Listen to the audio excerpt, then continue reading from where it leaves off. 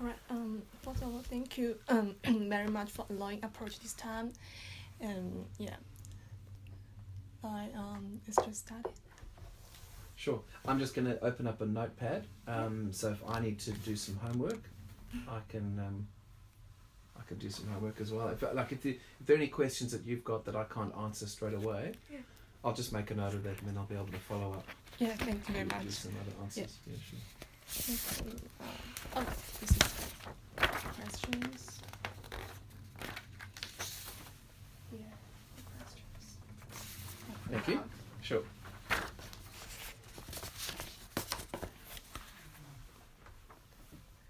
All right, Mr.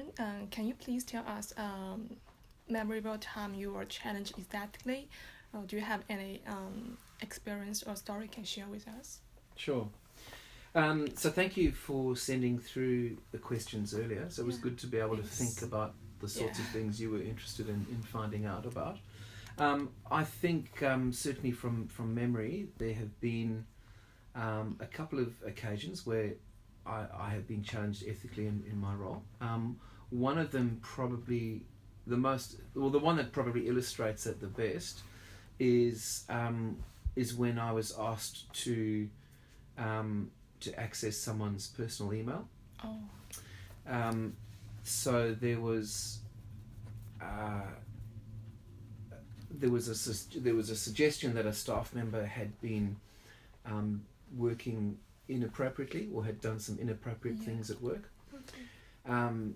And I was asked to access their work email to basically have a read through their email to see if in fact they had done something that was inappropriate.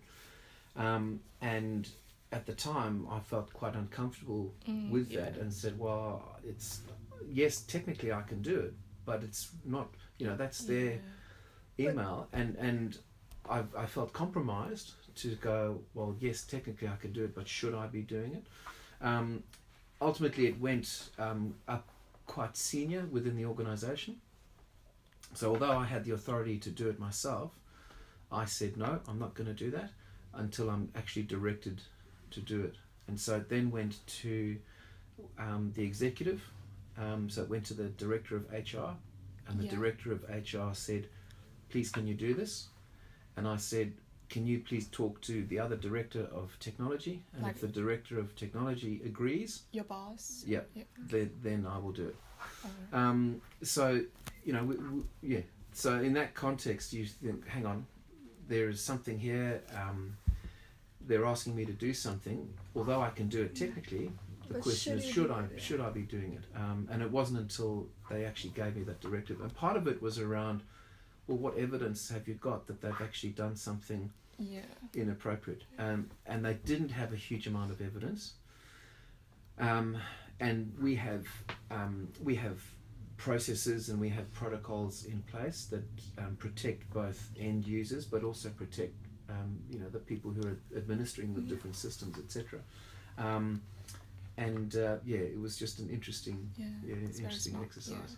So it wasn't until I had a directive that said, please, can you do this?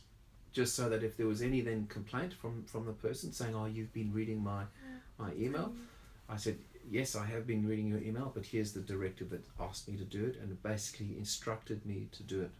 So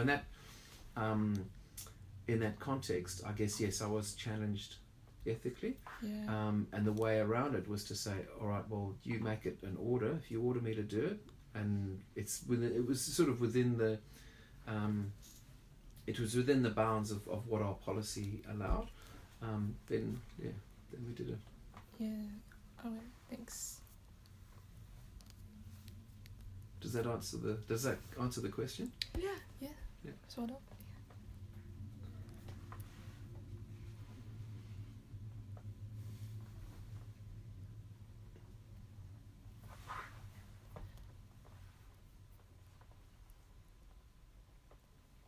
One of the other things that is kind of related to that is when we work in technology and we work with systems, we sometimes have escalated privileges within systems, which means we could find out personal information about people.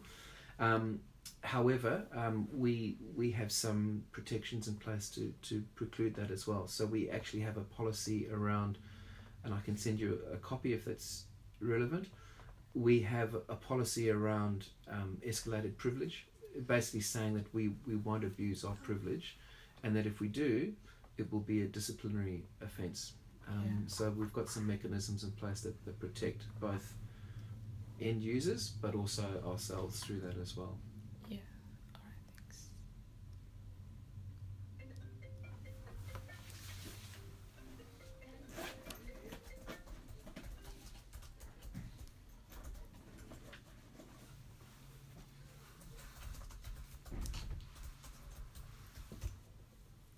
And the next question is about if you can finish your job fast, and obviously there's no breach of your company's policy or interests, but it will challenge the exact standards of yourself or your team. So in this situation, how would you react? Yeah, it's a really good question, that. So I guess you've got to think about your own personal involvement and your personal interest, and that of the staff who may be working underneath you. I think in this example, I probably wouldn't cut corners, if you can use that expression. You know, sometimes you will cut corners to make things happen a little bit quicker, but in so doing, you compromise both yourself, but also potentially you compromise the project or the product that you might be working on. So I think one of the things that we try and do to mitigate against that is we try and make sure that we do lots and lots of planning, and that our planning is rigorous. There's some good discipline around the planning, and it's consultative. So we will get input from various stakeholders to make sure that the plan that we have is going to be, is the right plan to be following. And if we're following the right plan, then we shouldn't have to get into a position like this.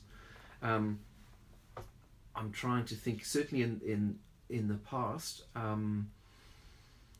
there has been, sometimes you might find someone who is quite senior within the organisation who will say, just do it. Yeah. And you go, yeah, okay, well, if we do just do it, it could, there is risk in just saying, okay, well, we'll just do it without doing any planning, or without saying, actually, no, we're not just going to do something. I think there are some inherent pressures with that, particularly if this person might be your boss, or they have some more authority than what you have, and they're saying, no, don't worry about the planning, just do it. In the past, I have been able to say, actually, no, we're not going to do it, largely because we can demonstrate quite quickly that if we don't do the planning effectively, it's going to cost more, and actually the risk of failure will increase. So there might be an expectation that you start work on something very, very quickly, and you just quickly rush something.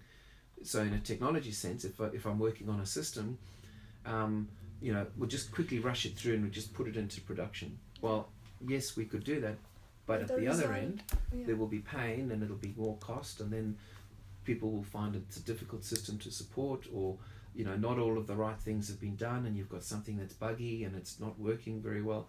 So I think what I have been able to do in the past is demonstrate that if we do just do that, that's the cost. And so if you have a conversation around that, you don't find yourself in this situation. But it can be hard. It can be difficult sometimes to stand up to someone who's more senior, saying you have to do this.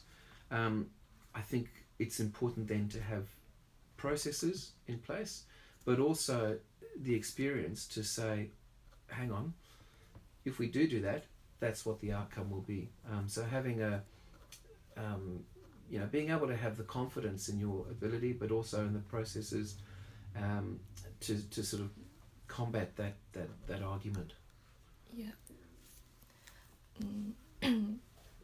Let's just say, hypothetically, if your boss tell you that if you finish that very fast, and then they give you like promotion, like will you do that? So if they're saying, if you do this, we'll give you a promotion. Yeah. Yeah, that's tricky. Hey, to be honest, I haven't experienced that before. Oh, really? I think, you know, if that was a scenario that I was encountered with, you realise it's a very short term benefit that you're getting. The longer term benefit is that if you were to do something like that, potentially you have 20 or 30 people who are then also affected by your choices and your decisions. So, you know, I would have to weigh that up, and yeah, I think that would be a very difficult. It would be a difficult situation, but it wouldn't be a difficult decision. I would say no, I can't, because I'm compromised, and then potentially I'm compromising another whole group of people as well who are also working on that. Yeah.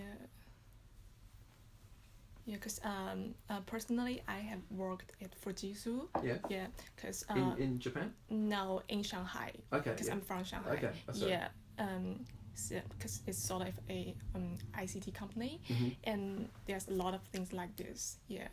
And you know, Japanese guy is like too much pressure. Yeah. So they have to push you to this. Yeah. Wow. Yeah. That is tricky. And what has happened, and can you say in that instance have people done that in your experience? Yeah, but even they got promotion, but sometimes they lose the other things. Yeah. That's right. Yeah. So they may only get. That's why I say it's a short term game. You know, there might be some benefit in the short term.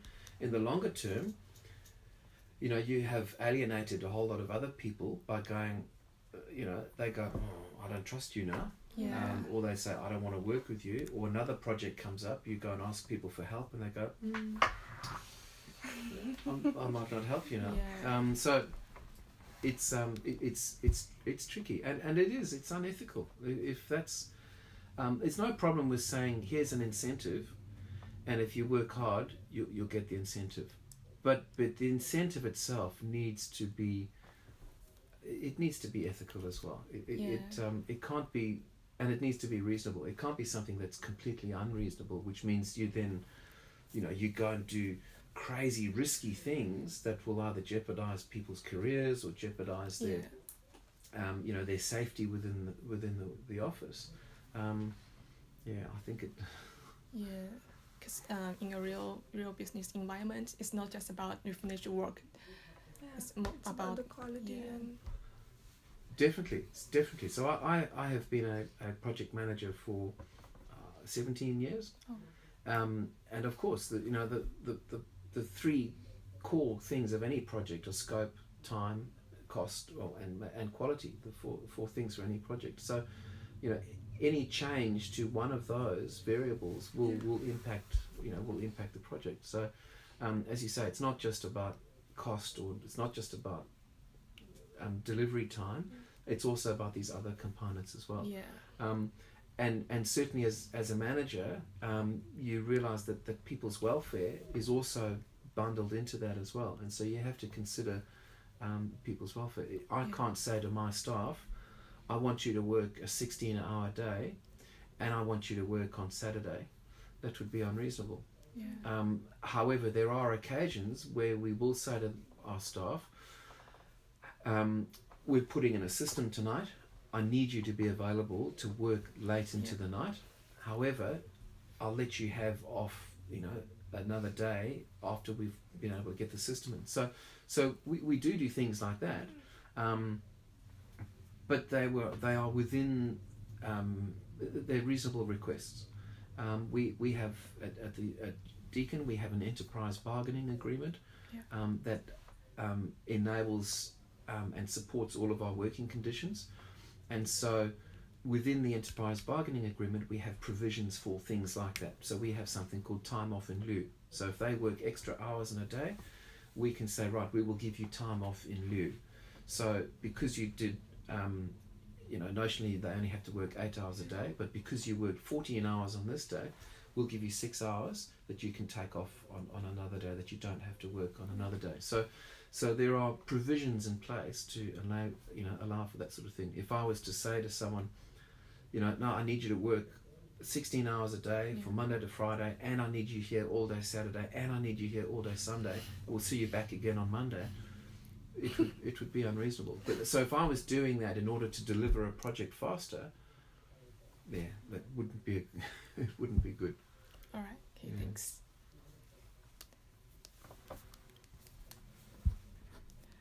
Okay. Next question is about your work.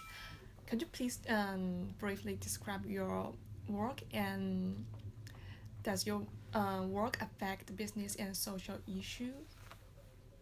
Yeah, that's a really good question, and it's a very big question. I guess I can answer it on two fronts. So one is the work that we do. How does it support our business? So our business is teaching and research. So the business of a university is teaching and research. Okay. So all the work that we do is ultimately aligned with supporting those two primary goals of a university, teaching and research. Yeah. So all of the systems that we work on are either somehow related to teaching or research. All of the planning that we do, all of the strategic work that we do, all of the operational support that we provide is all around teaching and research. So I think we have very clear alignment, and we are very close to what we say we need to do. So I think that's good. It's positive that we can demonstrate that the work that we're doing supports those two core components of our business. Supporting business more broadly, that's difficult to comment on, but I think universities have an important function to provide, in the sense that they are providing education. They are educating the next generation of people who will be our business leaders and who will be our workers. And so we have a big responsibility to make sure that we do that properly. And I think Deakin does that quite well. And I think our role as a internal ICT service provider to the university, I think we do that quite well as well. And we are constantly reminded that at the end of the day, the work that we are doing supports the mission of the university, but it also supports students and staff at the university. So I think that's probably my response on that side.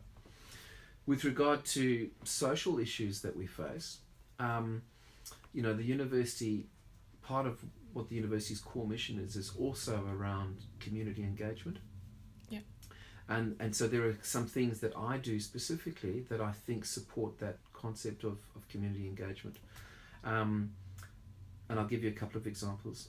So one, I run a small community of practice. I'm based in Geelong, and I run a small community of practice where we talk about ways of doing work, kind of like project management. And we have people from the community who come and are part of that group, and we share ideas, and we have good information exchange and knowledge exchange about how to be doing things. So in one small way, I am supporting that university's larger goal of community engagement. Another way that I have done that is I provide some work experience opportunities for students to come and see what it's like to work in our environment. And through that, again, we're providing some sort of community engagement function, and we're also providing support to local schools, but also for industry. So, for example, we've been able to find work for people who are losing their job at, for example, Ford. So the automotive industry is basically shutting down in Australia. Thousands and thousands of people will be out of employment or will be looking for new employment. And so we are trying to find ways to help them either reskill or to transition into roles where they have skills that they can transfer into other roles. So recently I was able to help someone who came from Ford, and now they're working here at Deakin. So they were working in ICT at Ford, and now they're working here in ICT at Deakin. So in that way, again, it's just a small example, but it's demonstrating that we are aware of the social issues and what's happening, and we're trying to provide opportunity to help with that.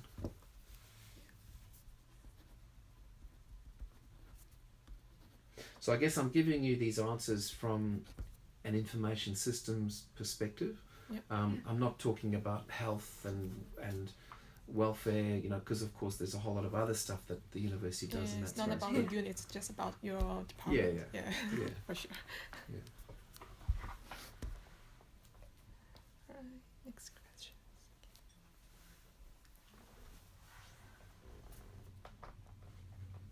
So on your rise to the position of distributed manager, was there any memorable story related to some kind of social concern that you want to share?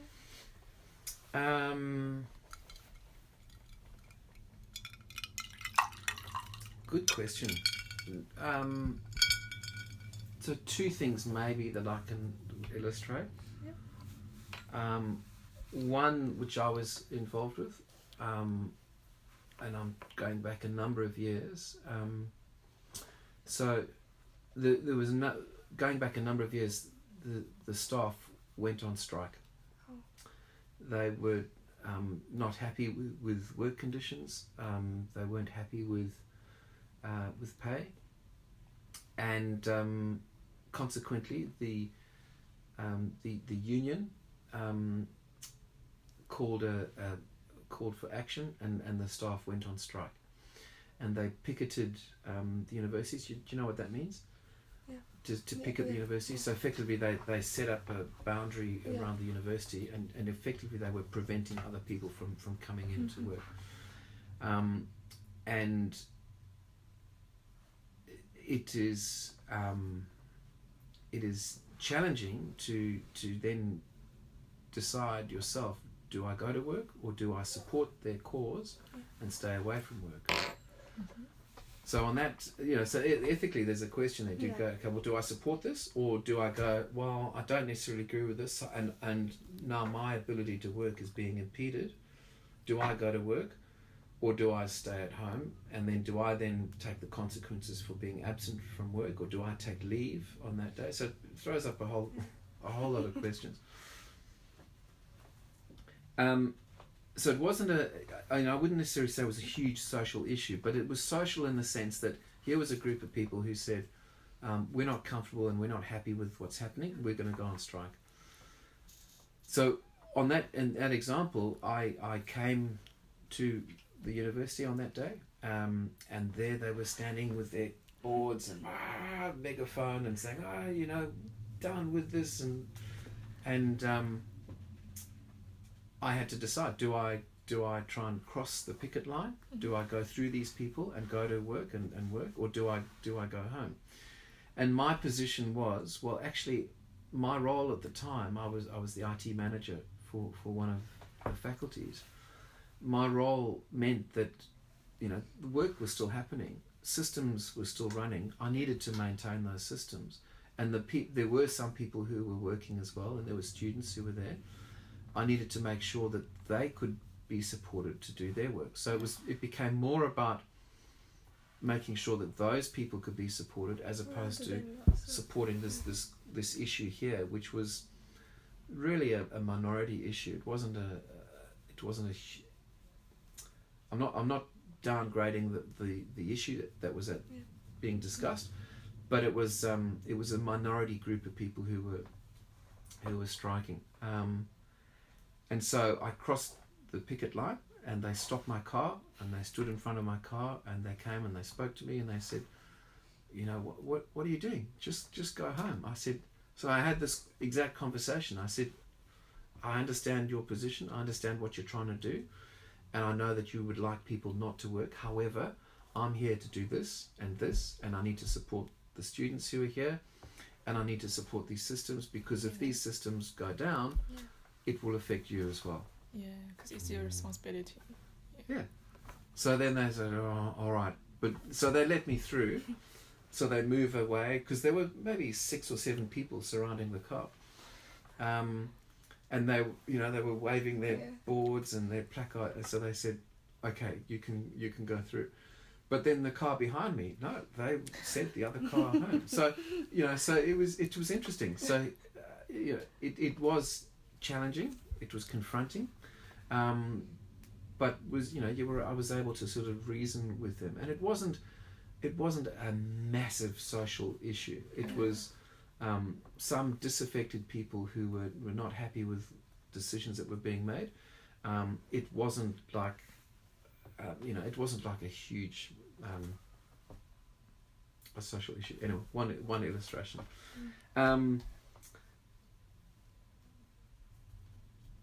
Did I say there was another one? Yeah. I did say 2. Hey, what was that one?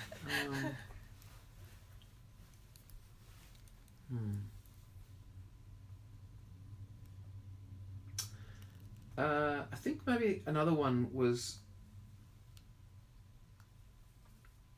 Have you heard of Napster? Napster. What is So that? Napster was a sharing platform. People would share music through a platform called Napster. And Napster was, so I'm going back maybe 10 years. It's a good case study to look at. And in fact, I think from memory there was a court case in Australia with Monash University and Napster. And Napster was it was basically illegal. It enabled you to instead of going and buying music, you could just go to Napster and you could download the music. Copyright. Yeah. Exactly. So it breached copyright. So it was a rule around. So copyright society. I guess it's an illustration to say that whilst it was illegal. Yeah. However, everyone was doing it. So okay, does that make it legal or does that make it okay? Everyone was sharing music through this platform called Napster, and we at the university we started to look at it and go, actually we are breaching copyright and we need to put some mechanisms in place to prevent this from happening. And so we did, and very shortly after we did it, Monash University, they got caught. So not the university themselves, but what happened was students at the university were caught, and the university got into some trouble because they hadn't taken any steps or they hadn't taken measures to stop it from happening. Therefore, they were kind of complicit in enabling this to happen.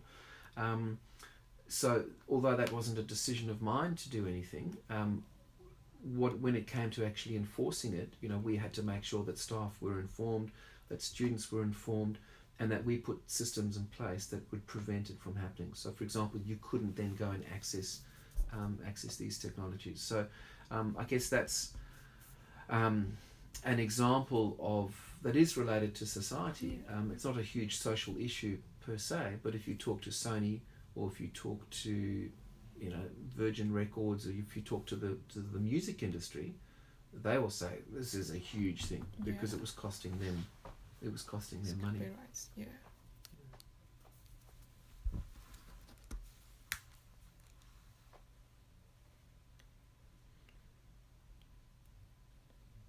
I think the other one, actually I just remembered what the other one was. The other one, and this wasn't from my experience, but it's a useful illustration. We had in 2007, I think. Just see when it was. Sorry.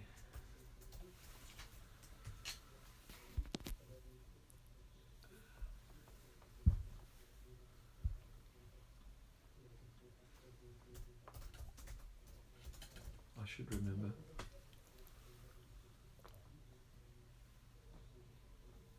2009. Yeah. So on the 7th of February in 2009, we had, have you heard of Black Saturday? Black Saturday. I've heard Black Friday. Black Saturday was a very bad day in Victoria's history, when basically there was some very, very bad bushfires. Oh. That's just one of the pictures. Oh, sorry, one of the pictures of the bushfires. Wow. So it was. It happened in 2009. There was a very, very bad bushfire in Victoria, and basically several hundred people were killed in the bushfires. As part of the response to the bushfires, we have a number of people on staff who work for the Country Fire Authority, and we released those staff to go and help with the disaster, because it was very, very bad. So indirectly we had staff who were going off and helping with the bushfires. One of the people, their job was to set up a base station for all the people who were coming from all over Australia to come and help with the fires. And that included setting up things like networks, setting up communications for them, setting up systems that they could then use and they could contact people, etc. So, indirectly we had people who were helping with that, and were doing things from that. So they were taking their expertise and their skills from the work environment, and they were taking it and applying it in a very different environment that was actually meeting and serving a humanitarian sort of disaster. So I think that was the thing I was going to say, that's kind of sort of loosely related with that. So it's that concept of being able to take a skill set from here and apply that skill set over here, for a very different purpose, but actually has ultimately has benefit to society in that area.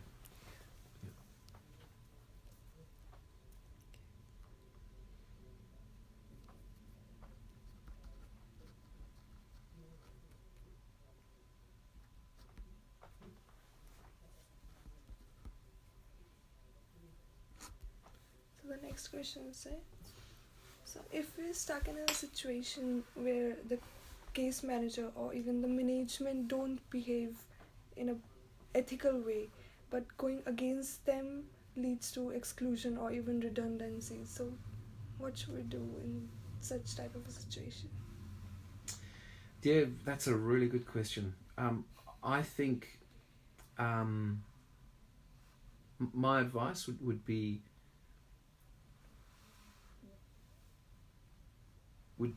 as follows. In Australia, we have legislation that protects employees.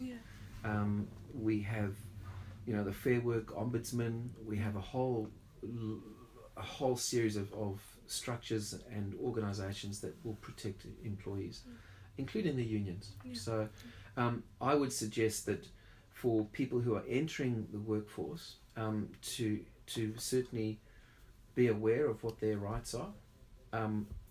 Read their contract very well, so they know exactly the terms of their contract. Often working for an organisation, you're either on you might be covered by an enterprise bargaining agreement, or you'll be on a personal contract. But either way, actually have a good working knowledge of both.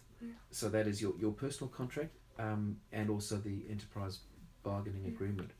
And understand what the provisions are and what recourse you may have for bullying, harassment, professional misconduct. There are other bits of legislation in Australia, and I can't talk for other places. I can only really talk from Australian context. But there are other bits of legislation, such as the Whistleblowers Act, which can protect you. So if you do see something that is misconduct, or it's inappropriate, or it is unethical, you can let people know, and you will be protected by the Whistleblowers Act. Now, in practice, there's a risk in doing that. There's a risk that you will be exposed. There was a risk that you will be, victimized. There's a risk that you will be excluded. But then I think you need to look at your own values and go, all right, well, am I comfortable with what's happening here? So, if I use the example of bullying or victimization or harassment, you need to feel comfortable that your values are aligned with the values of an organization. If the organization supports it or turns a blind eye to those sorts of things, then you need to ask yourself the question, am I comfortable with that? If I see a colleague who is being harassed, victimized, bullied, am I comfortable with what's happening there? Or do my values, does it not go nicely with my values? And so, sometimes it is a case of either recognizing that the values, your personal values and the values of the company they're too far apart. In which case my advice is leave. Because otherwise you then start to compromise your own values, and then you compromise further, and then you compromise further. And before long you find that working in that environment has changed you as a person. So, I know there's huge pressure to get employment, and there's huge pressures to find work. But yeah, my advice is that if you find that you're having to compromise your own personal values all the time, ultimately you just get eroded further and further and further away, and before you know it, you're in a job that you don't like. Yes, it might be paying the bills, but if it's a job that you aren't comfortable with, or you find that you've had to change as a person, it's not the right job to be in. It's very, very difficult to say that, particularly for people who are wanting to start out.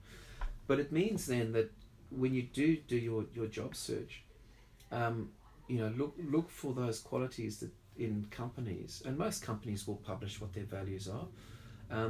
Look for those sorts of qualities and ask those questions. If you do have an interview with a company, say for example, I don't know, Coca-Cola, big company, Coca-Cola, global, ask those questions. Say, I know your values say this, this and this. Can you give me an example of where that has actually happened, or that's been supported? It will demonstrate to the company or the interview panel that, wow, this person is interested in values. They're not just interested in what they're going to get paid or the remuneration or the working conditions. They're actually interested in values, etc. And I would suggest that there's much more of a corporate conscience amongst companies these days than what there may have been 10 or 15 years ago. So I think that's important. But it is a difficult thing. But then the question is, okay, well, how much do you want to compromise? Do you or how much do you want to be in a workplace where these things are happening?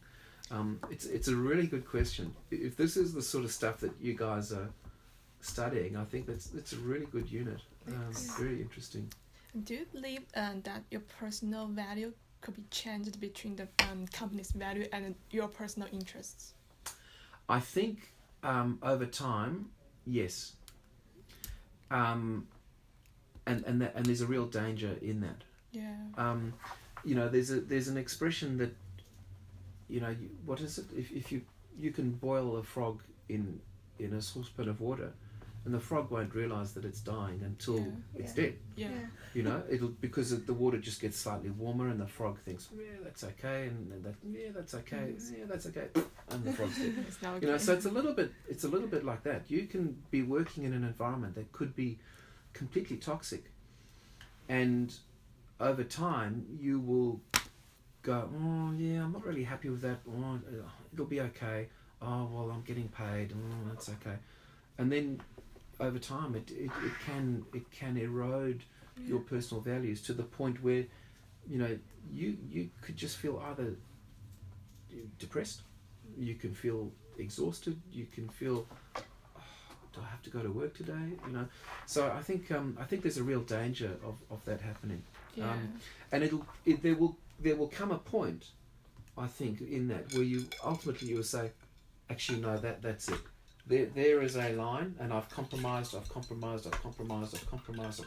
and now I'm here. No, I can't do that anymore. And that's when, you know, a whole lot of things will happen. Either you may then be out on stress leave. You could be clinically depressed at that stage. You could find that, you know, actually no, I need to report this. I need to report what's happened here, and here. You know, so another bit of advice I would give is, and I know this, you don't want to look for the bad things. However, is document things. There's nothing wrong with documenting instances where something has happened and keeping a record of those. You don't need to tell everyone that you're doing it. But you know, even just I have in my role, from time to time, I've had to make what I call a case note. Yep, just type a little case note about that, save it somewhere, so that if anything does happen down the track, I can always go, do you know what? Here is my body of evidence that says on this date this happened, on this date this happened, this happened, this happened, this is what happened, this is what the outcome was. Because at the end of the day, otherwise, you know, that stuff can just get lost, or someone else could say, no, that never happened. I don't know what they're talking about. So, you know, I think be aware that there can be some bad conduct in workplaces. You know, document the things. If necessary, if you're being interviewed or if you're being spoken to about something, there's nothing wrong to say, I would like to have another representative with me, please.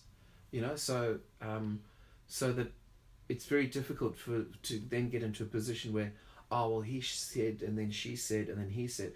If you have someone else, an independent person, they can verify exactly what was said. So, you know, if there are situations in a workplace where you feel, you know, a little bit uneasy or a little bit uncomfortable, say, I would like to bring someone. It's not an unreasonable thing to ask for. So I would like to bring someone else, and they can just sit in and on the conversation. Yeah. I think,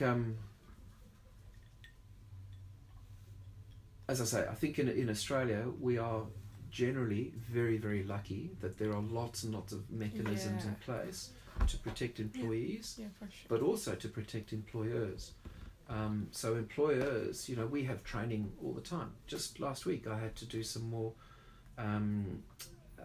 harassment training and sort of awareness around cultural diversity and diversity training. So we have that reinforced all of the time because we have policies and procedures that protect those things amongst staff and our staff and students. And as managers, we need to ensure that we are, you know, whatever the research is finding out at the moment, that feeds back into our professional development. So as part of our ongoing professional development and lifelong learning, we do this training all the time. So I think over the last 4 years, I've done 2 bits of training around harassment, so that where you are in a position of authority and privilege, you know, you are aware of these things. So yeah, it's we're lucky. I think in Australia there are lots of mechanisms in place that sort of try and support that and prevent that. Yeah, talking about your bottom line, like if your boss asks you to do something, it's obviously wrong. How would you react? Will you do this or not? So ask the question again. If I was asked to do something that I thought was fundamentally wrong, would I do it or would I not do it? Yeah. Is that what you're asking? Yeah.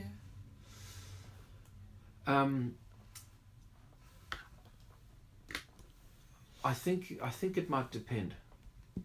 And I don't want to give a confusing answer, but I think, so if I was being asked to do something that was illegal, no, I'm not going to do something that is illegal. Yeah. If I'm asked to do something that is legal, but it's questionable about whether or not it's good conduct?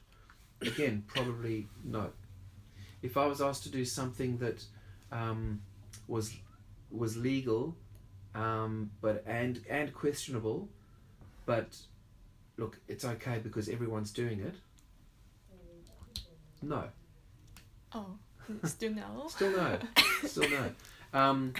If I was asked to do something that was legal, not questionable, and it's okay, I think now in my current position, no. But if I go back maybe 5 or 6 years or 8, 10 years and earlier on in my career, I might have said yes. So for example,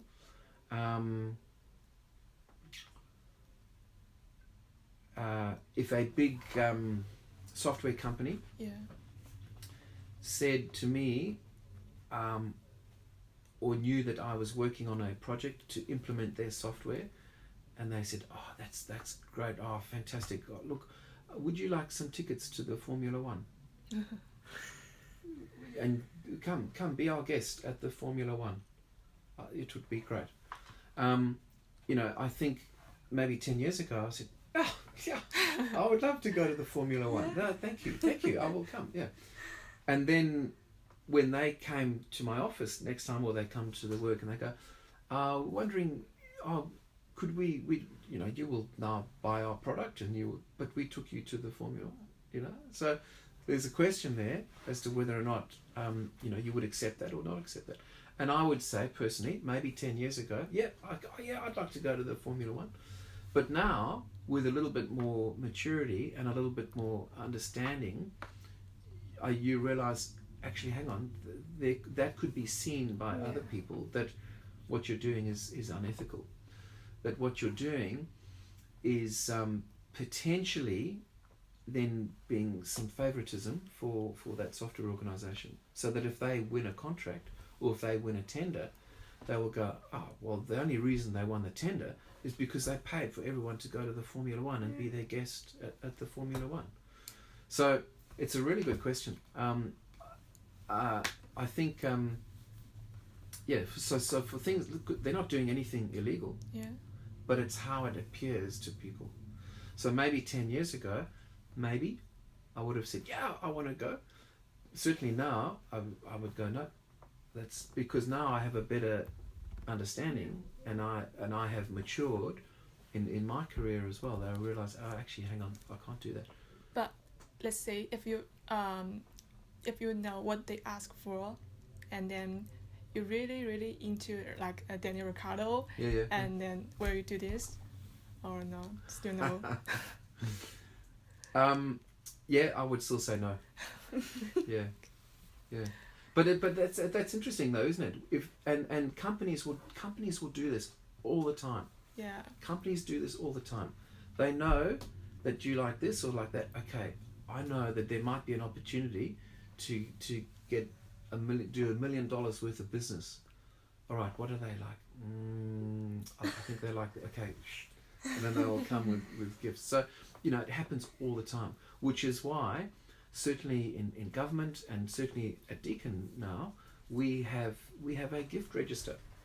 If someone gives me a gift, I have to declare it, and I have to put it on the university's gift register, and then I have to say, if that company ever wants to come and do some business, I have to say, look, there could be a conflict of interest here, because I have received a gift from these people in the past. Therefore, I can't be involved in any of this stuff. Which then means, well, potentially I could not then be able to do my job if part of my job means having to negotiate terms with them. So, so the safest way is to say no. Interesting. And you find, so there are some thresholds within that. So I think I can't remember exactly what it is, but certainly there are, again, there are policies and procedures around it to protect us as employers, as employees, to ensure that there is no perception of misconduct or favoritism, or that any conflict of interest that we might have is actually declared.